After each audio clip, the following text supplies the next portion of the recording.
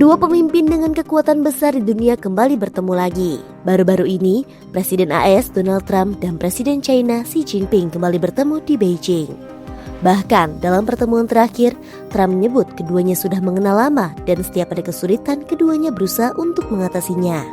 You and I have known each other now for a long time. In fact, the longest relationship of our two countries that any president and president has had. And that's to me an honor. We've had a fantastic relationship. We've gotten along. When there were difficulties, we worked it out. I would call you and you would call me, and whenever we had a problem. Lantas sudah berapa kali mereka bertemu?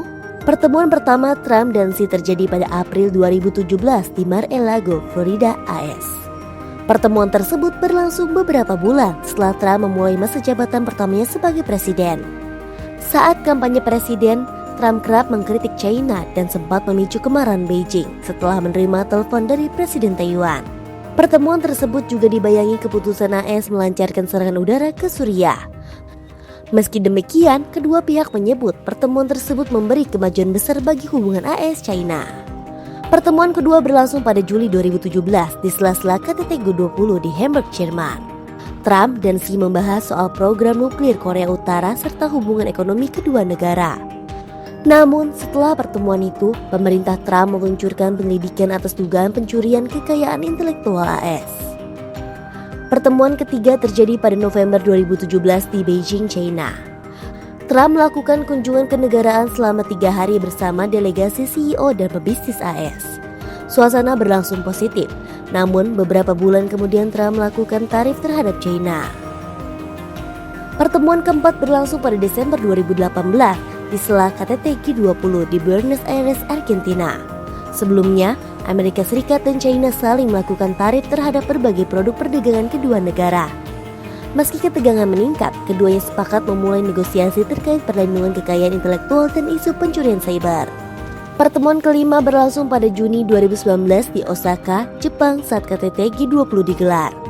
Dalam pertemuan itu, Trump dan Xi Jinping sepakat meredakan persaingan antara Amerika Serikat dan China. Beberapa bulan kemudian, kedua negara menandatangani kesepakatan dagang, meski China akhirnya gagal memenuhi komitmen pembelian akibat pandemi COVID-19. Pertemuan ke-6 kemudian berlangsung pada Oktober 2025 di Busan, Korea Selatan di sela-sela KTT APEC 2025. Pertemuan ini menjadi pertemuan pertama setelah 6 tahun.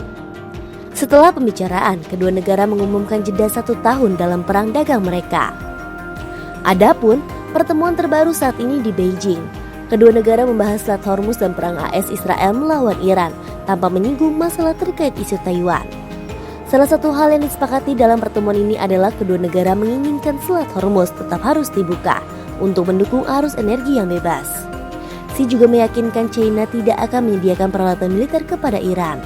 Xi pun mengatakan bahwa AS dan China sama-sama akan memperoleh keuntungan dari kerjasama dan justru merugi kalau terjadi konfrontasi.